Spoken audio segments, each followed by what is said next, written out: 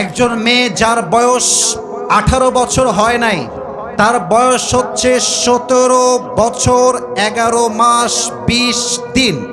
আমার প্রশ্ন সরকারের কাছে, আমার প্রশ্ন রাষ্ট্রের কাছে, আমার প্রশ্ন সমাজের আইনের কাছে, 17 বছর 11 মাস 20 দিনের মেয়েটা মাত্র 10 দিন পরে গিয়ে যখন 18 বছরে পার করে, 18 বছরে পা দেয়, তার এমন কি যোগ্যতা হয়ে যায় যে সে সেদিনই বিয়ে করতে পারবে, তার আগে সে বিয়ে করতে পারবে না? কেন?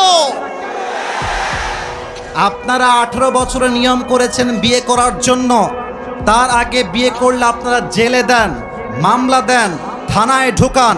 আপনারা যান ঢাকার এই সাভারে ফ্যান্টাসি পার্কে, গিয়ে দেখবেন ক্লাস 7-এর মেয়ে, 8-এর মেয়ে প্রেম করে বেড়াচ্ছে আমার যুবক ভাইরা।